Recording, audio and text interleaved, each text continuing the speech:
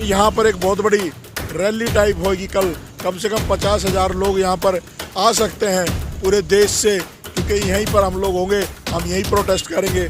तो कल दिल्ली दहल जाएगी इस दर्द से, उन नारों से। देखिए, दिल्ली बंद का आह्वान हमें इसीलिए करना पड़ा कि सरकार इसमें कुछ बोल नहीं रही है। जिस चीज़ के लिए संसद बनाया गया था वो चीज़ वहाँ हो ही नहीं रही है। तो ये संसद गुलाम है। मैं तो कहता हूँ इसका भी निजीकरण कर देना चाहिए मोदी जी को। पूरा देश बेच दिया, संसद बेचना बाकी है। बेच दे संसद को और चले जाओ यूएस से, तुम वहाँ से आए थे, हम अपने आप चला लेंगे। हम मूल निवासी लोग यहाँ के। मीनाक्षी लेखी यहाँ से सांसद है, कहाँ है? क्या इनके बेटियाँ नहीं है? क्या इनके कभी बच्चे नहीं होंगे? देखिए, दिल्ली बंद का आह्वान हमें इसीलिए करना पड़ा कि सरकार इसमें कुछ बोल नहीं रही है। सरकार इतना मतलब गलत व्यवहार कर रही है कि माँ बाप को अभी तक सिक्योरिटी भी प्रोवाइड नहीं की गई है, उनको एफआईआर तक प्रोवाइड नहीं की गई है। और यहाँ पर आप देख रहे हैं इतने ज़्यादा लोग आते हैं, यहाँ कोई व्यवस्था नहीं है पुलिस की, किसी भी तरह का कोई इनको हलचल नहीं हो रही है। चाहे हाथरस वाला कांड हो, चाहे ये कांड हो। मैं कहना नहीं चाहता लेकिन कहना पड़ता है। क्या इस देश में जाति देख के बेटियों का न्याय होता है? क्या इस देश में जाति देख करके न्याय व्यवस्था डगमगाती है? आज देख लीजिए, निर्भया का कांड भी आप लोगों ने देखा होगा। जब निर्भया कांड हुआ था तो पूरा देश सड़कों पे था। क्या जो ये बेटी के साथ हुआ है उसके साथ बलात्कार करके मार दिया जाता है और जला दिया जाता है, उसके पैर बचते हैं और पुलिस उल्टा ही उसी परिवार को रात को थाने में बिठाती है, उसको प्रेशराइज करती है, 164 के बयान उनको गलत दिलवाने का काम करती है। तो ये कहाँ का इंसाफ है? इंसाफ सरकार को करना चाहिए। इसलिए हम सरकार को कल दिखाना चाहते हैं कि जो समाज, जिस देश की बेटी के साथ आपने गलत किया है, ये वही लोग हैं जिन्होंने निर्भया को न्याय दिलवाया। ये लोग इस गुड़िया को भी न्याय दिलवाएंगे और कल दिल्ली की सड़कों पे लोग उतरेंगे, शांतिपूर्ण प्रोटेस्ट करेंगे। अगर कोई आदमी उद्दंड मचाता है वो हमारे आंदोलन का साथी नहीं है। पुलिस उस पर जो कार्रवाई करना चाहे करे। हमारा डायरेक्शन ये है कि हर आदमी जो न्यायप्रिय है, हर जाति से, हर धर्म से जो व्यक्ति जो भारत के संविधान में विश्वास करता है, वो अपने गली चौराहे पर सड़कों पे प्रोटेस्ट करे, पोस्टर लेकर के कि गुड़िया को न्याय दें। और यहाँ पर एक बहुत बड़ी रैली टाइप होगी कल। कम से कम 50,000 लोग यहाँ पर आ सकते हैं पूरे देश से, क्योंकि यहीं पर हम लोग होंगे, हम यहीं प्रोटेस्ट करेंगे। तो कल दिल्ली दहल जाएगी इस दर्द से, उन नारों से जिन नारों को इस देश के लोगों के कान नहीं सुनना चाहते। वो चाहते हैं कि हर बेटी महफूज हो, हर बेटी मुस्कुराए, अपनी पढ़ाई करे, अपना जीवन अच्छे से जिए। लेकिन यहाँ पर बेटियों को वैसी दरिंदे ऐसे खा जाते हैं जैसे मछलियों को समुंदर से निकाल के मछुआरे खा जाते हैं। तो ये बहुत बड़े मछुआरे संसद में बैठे हैं, बहुत बड़े मछुआरे दिल्ली की विधानसभा में बैठे हैं। और यहाँ का जो विधायक है, मुझे सुनने में आया है एक एक्यूज्ड जो है वो विधायक का जानकार है, उसी के गोत्र का है। पता नहीं ये बात कहाँ तक सच है। अगर विधायक के प्रेशर में आगे केजरीवाल काम नहीं कर रहा तो ऐसे केजरीवाल पर, ऐसे मुख्यमंत्री पर हम सेम करते हैं, क्योंकि ये वही केजरीवाल जब कुछ नहीं था तो निर्भया के लिए धरने पे बैठा था। आज मुख्यमंत्री है, अगर 2 दिन यहाँ बैठ जाता तो मोदी की चूल्हे हिल जाती, उसको न्याय देना पड़ता। लेकिन इससे साबित होता है कि केजरीवाल कांग्रेस और बीजेपी का दलाल है। ये दलाली कर रहा है दिल्ली के लोगों की बैठ करके। आंदोलन को चलते हुए 1 हफ्ते से ऊपर हो गया और अभी तक सरकार के कानों पे कोई जूं नहीं रेंग रही है।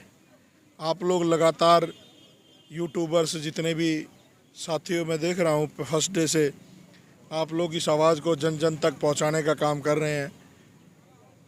पूरी दुनिया में यूएनओ तक ये खबर पहुँच चुकी है। लोग कनाडा में, अमेरिका में, ऑस्ट्रेलिया में, पता नहीं कितने फॉरेन कंट्रियों में लोग कैंडल मार्च कर रहे हैं। लेकिन यहाँ के जो हुक्मरान हैं, चाहे वो मोदी सरकार हो या केजरीवाल सरकार हो, यहाँ लोग आते तो ज़रूर हैं, लेकिन उस बच्ची की अस्मत पे राजनीति कर रहे हैं। फ़ोटो खिंचवा के जाते हैं और कोई 10 लाख रुपए की घोषणा करता है, सरकार में सीएम रहते, कोई कुछ करता है, कोई कुछ करता है। इस परिवार को न्याय दिलाने के लिए हम लोग यहाँ पर बैठे हैं। फर्स्ट डे से हम लोग इस आंदोलन में काम कर रहे हैं। हमें पैसों की डिमांड नहीं है, पैसे तो हम लोग इनको चंदा इकट्ठा करके भी बहुत सारा देते हैं क्योंकि ये देश की बेटी है। लेकिन ऐसी बेटियों के साथ कब तक ये घटनाएं होती रहेंगी, कब तक इस देश की आबरू लुटती रहेगी। ये जो यूट्यूब चैनल्स है ना, इनके माध्यम से पूरी दुनिया में आवाज़ जाती है और ये क्या इमेज बनाना चाहते हैं भारत की। क्या लगता है कि भारत बंद कभी होता है, कभी दिल्ली बंद, तो इसका असर पड़ेगा मोदी सरकार पर? देखिए, मैं आपको बताना चाहता हूँ 2 अप्रैल इन्हीं बहुजन समाज के लोगों ने किया था और एक दिन में SC/ST एट्रोसिटी एक्ट को वापस बहाल करवा दिया था। ये वो ताकत है बहुजन समाज की। जिस दिन ये सड़कों पे अपना हक और राजपाट लेने के लिए उतर गए तो ये मोदी जैसे लोग मंदिरों में मठों में बैठे मिलेंगे या ये भाग जाएंगे इस देश को छोड़ करके। इन लोगों को मत छेड़ो, ये इस देश के मूल निवासी हैं। ये वैसे लोग नहीं हैं जो बेचारे बॉर्डर पे बैठे हैं कि वो न्याय मांग रहे हैं और ये लोग न्याय नहीं दे रहे हैं। ये लोग बड़े खूंखार जाति के मूल निवासी लोग हैं। ये जब आपने निर्भया देखा, हाथरस देखा, निर्भया केस में बहुत सारे लोग प्रोटेस्ट में आए, बहुत सारे संगठन आए, इस वाले प्रोटेस्ट में ज़्यादातर लोग क्यों नहीं है, क्या कारण है? देखिए, ये पुरुष प्रधान देश नहीं, कृषि प्रधान देश नहीं, ये जाति प्रधान देश है। यहाँ पर इज्जतें भी उनकी लूटी जाती हैं जो कमज़ोर समाज होता है, जो कमज़ोर लोग होते हैं। और कमज़ोर लोगों के साथ कोई खड़ा नहीं होता। लेकिन कमज़ोर लोगों को इकट्ठा हो गए अगर लड़ाई लड़े तो बहुत से मजबूत शासन को, प्रशासन को, सरकार को गिरा सकते हैं। आप देखिए, महिला आयोग भी दिल्ली में है, कहाँ है स्वाति मालीवाल? मीनाक्षी लेखी यहाँ से सांसद है, कहाँ है? क्या इनके बेटियाँ नहीं हैं? क्या इनके कभी बच्चे नहीं होंगे? क्या ये लोग, इनकी शर्म हया मर गई है? राजघाट पे क्या ड्रामा करने के लिए बैठी थी स्वाति मालीवाल, कानून राव? आज क्या होगा? ये किसी एक ऐसी जाति की बेटी है जिसको इस देश में पैदा होते ही नीच का दर्जा दिया जाता है। अगर ये लड़की ब्राह्मण बनी है, ठाकुर की होती, तो क्या जब भी यही व्यवहार होता? आप मानते हैं यानी इस केस में जाति महत्व रखती है? देखिए, जाति प्रधान देश है। यहाँ पैदा होने के बाद स्वर्ग में जाने तक के आपकी जाति लिखी जाती है। लेकिन सरकार, मोदी सरकार में OBC और तमाम लोगों को मंत्रिमंडल में शामिल किया गया, महिला मंत्रिमंडल पूरा बन गया है। देखिए, ये जो हमारे संसद में लोग बैठे हैं, जो भी हमारा प्रतिनिधित्व कहते हैं, वो राजनीतिक की तरह हैं। अपनी रोटियां सेकते हैं वहाँ पर, अपने बच्चों के लिए पैसा कमाते हैं, कोठी बंगले बनाते हैं। उनको समाज से कोई लेना देना नहीं है। वो सारे के सारे हरामखोर कातिया के कुत्ते हैं। उनका मालिक कहता भौंकते हैं, उनका मालिक कहता काटते हैं। उनको बेटियों की आबरू से कोई लेना देना नहीं है। हाथरस कांड में जो वहाँ का MP था वो वाल्मीकि था और उसी की जाति की बेटी के साथ ऐसा व्यवहार होता है।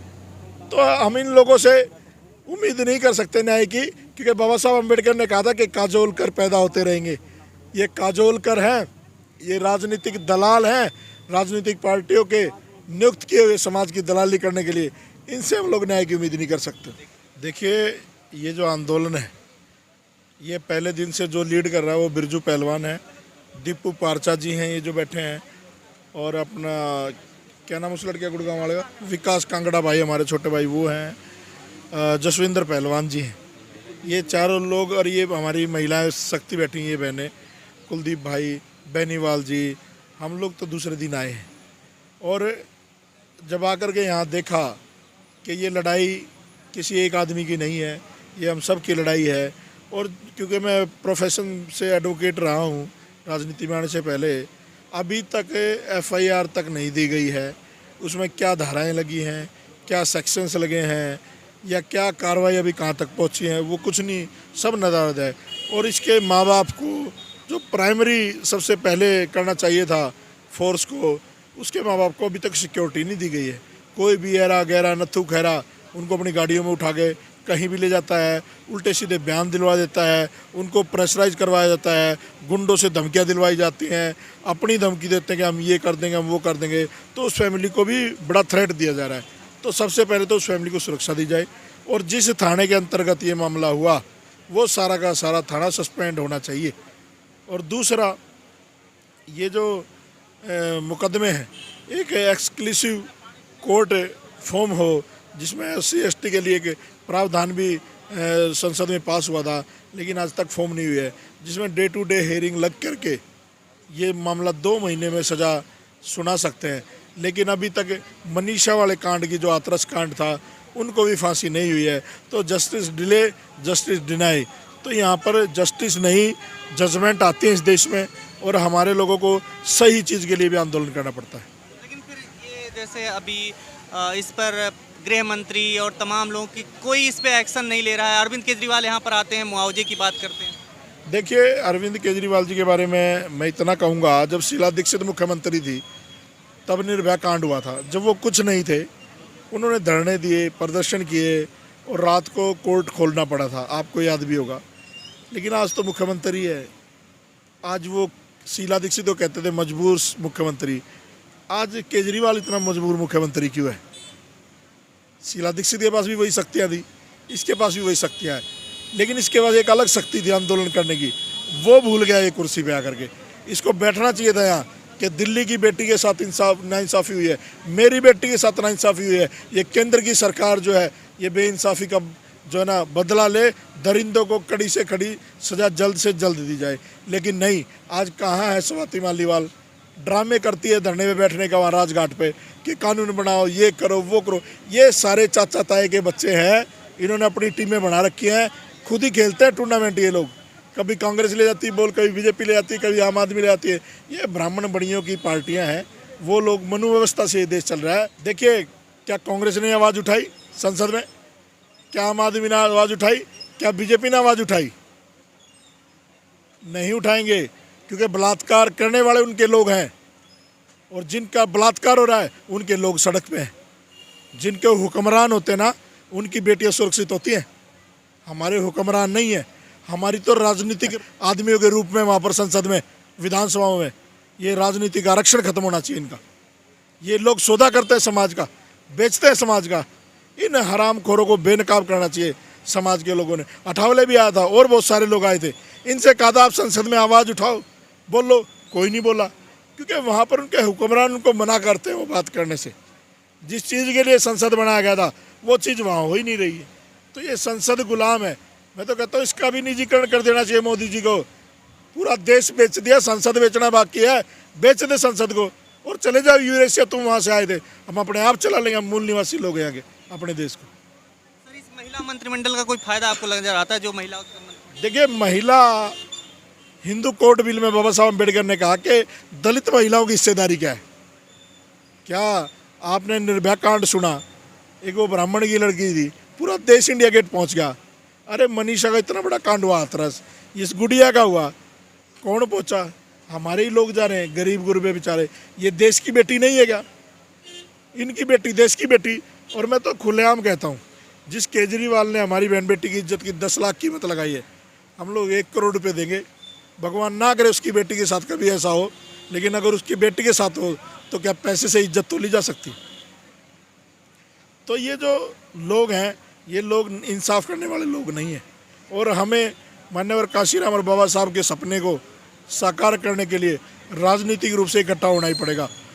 आज नहीं तो कल आपको राजनीति करनी ही पड़ेगी। संसद में फैसले होते हैं, सड़क पे फैसले नहीं होते। खबरों में बने रहने के लिए फोरम 4 को सब्सक्राइब करें और नोटिफिकेशन पाने के लिए बेल आइकन दबाएं।